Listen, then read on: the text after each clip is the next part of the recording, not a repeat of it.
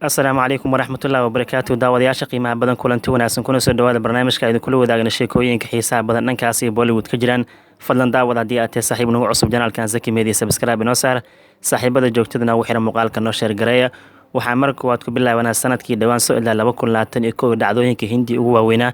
ee dhankaasi bollywoodka laga diiwaangeliyo kuwa marnada ku dhahan kuwa shaqooyinka iyo sidoo kale wax kastoo xiiso badan ayaan si kooban dabcan u dulmari doonaa ciwaan koowaad waxaa qaadanaya xiritaankii wiilka shaaruqan aryan qaan oo kiiskii daraagiska lagu qabtay laakiin ugu dambeyntii lagu waayay wax dembi ah muddo 26 maalmood xabsiga ku jira ugu dambeyntii waa lasoo daayay maxkamad sare Bamba ayaa soo daysay sidaa darteed marka horaantii October wixii dhacay hindi oo idil galgashay in wiilka shaaruqan laga soo qabtay markab xilli habeen uu saarnay laakiin baaristii la sameeyay ugu dambeyntii wax darooga waa lagu waayay sidaa darteed marka ciwaanka ugu weyn fanka hindi oo idil ama waxyaabaha guud ee hindi ka jira la xiriir dhanka Bollywoodka waxaa qaatay wiilka shaaruqan oo xabsi la dhigay galdaro lagu soo qabtay ugu dambeyntii wax dembi lagu waayay qodobka labaad waxaa qaadanayaan Aamir Qaan xaaskiisii hore Kiran Rao oo kala tageen 15 sano lamaana isla noolaayeen waxaana u joogay wiil lagu magacaabo Azad Rawqan laakiin ugu dambeyntii Aamir Qaan iyo Kiran Rao waxay soo saareen qoraal wada jir ah oo ay ku muujiyeen in dabcan xalka ugu dambeeya gaaran uu yahay kala tagoodii inkastoo wax muran uusan ka dhaxdhicin sheekada hoose u dhameysteen Aamir Qaan iyo Kiran Rao waxay sheegeen shaqooyin ka dhaxeeyay iyo sokor doorka waalidnimada inay ka dhaxeen doonto iyo saaxiibtinimadii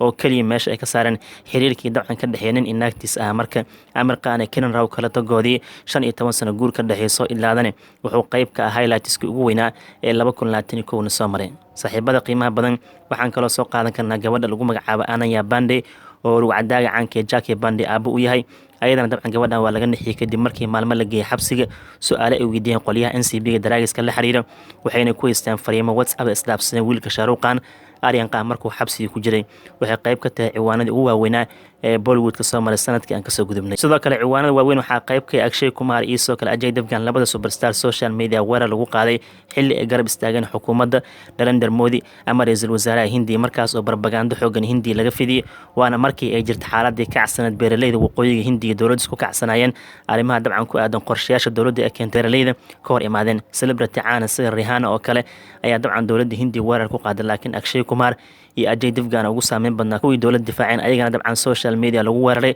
tarool xoogan iyo xumaan xoogan ee loo geystay highlights waxay ka mid ahayd 2021 sidoo kale ciwaanada ugu waaweyn waxaa qaybkii Raj Kundar Shilpa Shetty saygeeda xabsiga la dhigay kadib markii lagu wala kiis fadaxa culus oo ku aadan arrimaha dabcan filimada loo yaqaan Bond movies oo ka ganacsada muuqaal anshax xumaan intuu duubay filimaan ayuu dabcan baac mushtar ka sameeyay qof dhankaasi London ku nool ayaa dabcan ka ganacsan jiray howlahaas waa la soo qabtay xabsiga la dhigay muddo markuu xidhnaa waa la soo daayay haddana Raj Kundar wuxuu ku joogaa banaanka damaanad oo kiiskiisa ma uusan soo ilaalin dhinaca kale highlightskii 2021 waxaa qaybkii Jacqueline Fernandez iyo sawirkii laga soo qabtay markii waqti la qaadanaysay Sukesh Dandarashekar ninkan dabcan baxsadka weyn ah lacag fara badan ilaa 200 koror loo haysto dabcan lacag dabcan qamaar u dhigtay iyo lacagaha dabcan la dhaqo oo dabcan sharci darrada lagu haysto ninkan dabcan Jacqueline Fernandez waqti la qaadatay xitaa wuxuu hadiyad ahaan u siiyay lacag gaaraysa 10 koror lacag badan account-keeda ku shubay Jacqueline Fernandez su'aalo badan la weydiiyay ilaa haddana kiiska ama uusan ka dhamaan sawirka u jeedin wuxuu qaybkii highlightskii 2021 ku aadan xiriir ka dhaxeeya Jacqueline Fernandez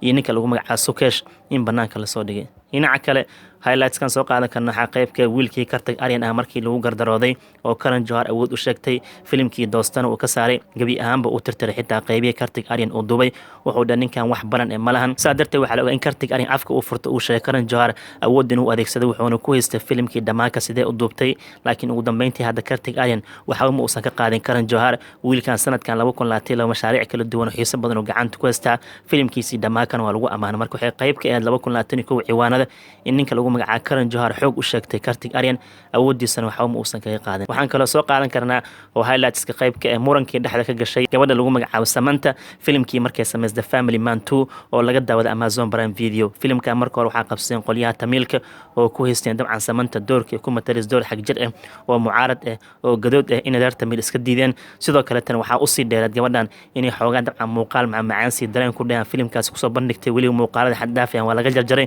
ugu dambeyntii ficilkaas ee sameeysan wuxuu keenay gurigeeda inuu ka burburo oo ay kala tageen naga jataya marka The Family Man murankii ka dhashay wuxuu salfaday gurigii wuxuu salfaday Samantha filimkan wuxuu soo baxay 12 Febraayo 2021 saaxiibada qiimaha badan sidoo kale highlightska ugu waaweynaa 2021 soo dhaafay waxaa qaybka Kangana Ronet oo Twitterka gabi ahaanba laga ganaax kadib markii ismaamulka Gujarat iyo sidoo kale xukuumadda Narendra Modi ay wax ka sheegtay oo ay weerar ku qaaday ayadana waxaa lagu sameeyay suspension Twitterka laga ganaaxay oo gabadhan 2021 qayb ka ah ciwaanada maadaama weerar xooggan ku qaaday qolyaha Gujarat doorashooyin ka dhacay iyo xagjirnimada ka jirto laakiin ayadana Twitterka laga saaray sidoo kale highlightska 2021 waxaa qayb ka ah filimka taxanaha Ashram oo laba qaybood laga sameeyay Ashram chapter 1 iyo chapter 2 shaqadiis ayadoo socoto sanadkan kasoo gudbinay dabiiqadiisa gaar ahaan December dhankaasi Vobal ka socoto Bobby Doll iyo director Barkesh Jai iyo teamka filimkan wala soo weeraray waliba weerar waxaa kusoo qaadeen qolo Hindu xagjiriin ah directorka Barkesh Jai dabcan dhibaata loo geystay wajiga dabcan laga dhaawacay sadkii meesha filimka lagu duwaalo burburiyay Bobby Doll iyo team kale farci dal ku baxsadeen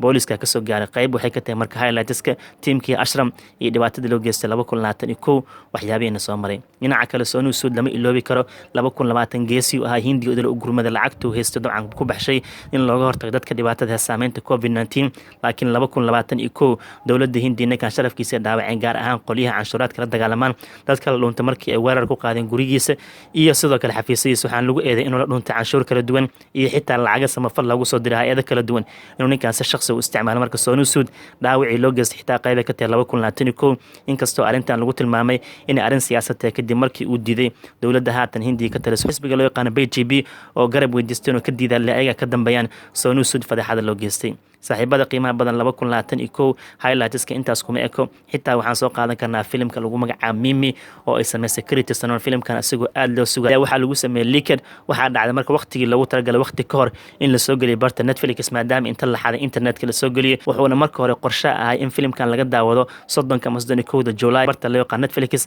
laakiin markii la xaday waa la soo hormarsiiyay oo 26 July si degdeg ah loo soo geliyay internetka Mimina aad lagu amaano kaalinta ay qaadatay dabcan Kriti Sanon filimkan fariintiisii waaqiciga ahayd haddaba aragtidiina ka dhiibta highlightskii 2021 soo maray oo aan si guud u dulmaraynay inta badan waa ka warqabtiin dabcan ciwaanadaas waxay ahayn kuwa aan ka sheekeynay oo barnaamijyada dailiga ah maalinlaha aan kusoo qaadanayna laakiin hadda rikaabaan samaynayn waxyaabihii ugu muhiimsanaay uguna saameynta badnaay 2021 ayaa idin dulmarnay sidoo kale waxaa macquulna isweydiisiin guurkii Katina Vicky Gushal Faruun Dhawaaro aqal galay waxyaabahaas dabcan maalin dhexdaasan ka hadalnay waxaana si gaar oo separate kaga hadalnay nolosha jilaayaasha guurkii lamaanayaasha caanka ee galeen ayaan kaga hadalnay marka qodobkaas dabcan meel gooni noo dhiga maalmaha ka horan ka hadalnay laakiin hadda recap kale aan sameynay waxyaabii ugu waaweynaa ee 2021 dhacay bal marka aan soo qaadanay filimka Editran Wilson hogaamiyay ganacsiga iska wata waxa uu soo gashay talaadadiisii labaad inuu soo xareeyo hal karoor bar laakiin wuxuu sameeyay hoos u dhac waaliye ilaa 80% hadda filimkan ganacsiga saaxiibada qiimo badan wuxuu marayaa 90 karoor ayuu maraa si diiwaan gashan shabakada box office waxay leedahay wax yar ayuu ku darsan doonaa filimkan sida muuqato sababtoo tiyaatarada inta badan waa la xiray Tamil Nadu toddobaadka dambe la xiri doonaa Bihar waa la xiray Gujarat waa la xiri doonaa xitaa gobolka Maharashtra Bombay waxaa la sheegay gabi ahaan albabada la isugu dhafanaa tiyaatarada maadaama kiisaska ugu dambeeyay maalin kasto 20,000 oo kiis ka badan laga soo sheegay Bombay iyo hareeraheeda marka COVID-19 uu soo laabtay mar dhowna Hindi lockdown rasmi ah gali doontaa oo waxay noqon doontaa filim kasta masrax uu ka degi doonaa mashaariicda qaarkood marka hadda qorsheysan in la daawado qaarkood waxay noqon doontaa OTT in loo soo wiciyo qaarkoodna la iska hayo ilaa xaaladda caadi ah ku soo laaban doonto Today in History maanta kale taariikhan waxaa soo baxeen oo soo qaadan karna isku dhacay filimada caanka Himad iyo Jurmana Himad waxa hogaamiyay ka Sanadol Jurmana waxa hogaamiyay ka Mutum Chakraborty labadan filim waxay soo baxeen 5 Janaayo sanadii 1996 Himad wuxuu noqday flop Sanadol waxa kula jiray Shilba Shetty Tabu halka dabcan Nasruddin Shan oo laadarka ah filimkan wuxuu soo xareeyay 4.81 karoor waxa lagu qarash garay 4.75 karoor sababtoo Himad flop u noqday xitaa qoliyaha cajarada qaybeen waxay ku iibsadeen 3 karoor waxayna dib kaga heleen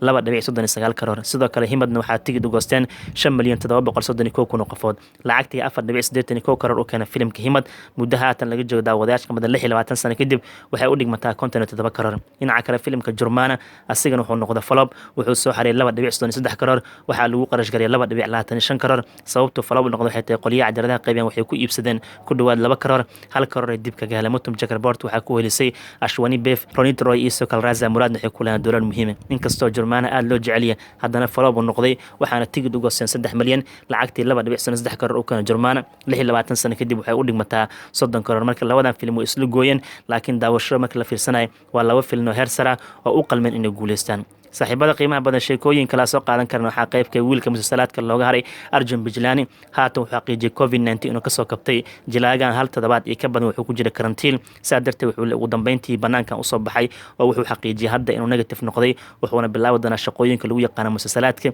iyo barnaamijyada reality TV-ga dabcan lagu yaqaano ka Arjun Bijlani update-kaas ugu dambeeyay inuu kasoo kabtay COVID-19 dhinaca kale waxaan la wadaagnay Barem Jecelo ama Barem Jabra iyo xaaskiisa Uma Jabra COVID-19 inuu ku dhac isbitaal la geeyay laakiin ruucadaagan hadda wuxuu xaqiijiyay asaga iyo xaaskiisaba inay isbitaal ka soo baxeen inkastoo COVID-19 weli positive ay yihiin haddana waxaa loo ogolaaday gurigooda inay ku laabtaan maadaama xaaladii marka hore ay ku jireen ay ka soo kabteen Barem Jabra si gaar ah loo ilaalinaa sababta waa 86 jir aad ugu nugul yahay COVID-19 daaweyn gaar ah la siiyay iyo sidoo kale daryeel gaar ah haddana wuu wanaagsan yahay gurigiisa kusoo laabtay guud ahaan barnaamijka idin kula wadaagana sheekooyinka xiisaha badan ee Bollywood ka jiraan intaasaan kusoo ilaalinaa fadlan daawad haddii aad tahay saaxiib nagu cusub janaalkan subscribe inoo saar saaxiibada joogtada nagu xira muuqaalka noo sheer gareeya waa ku mahadsantihiin daawashadiina asalaamu calaykum waraxmatullahi wabarakaatu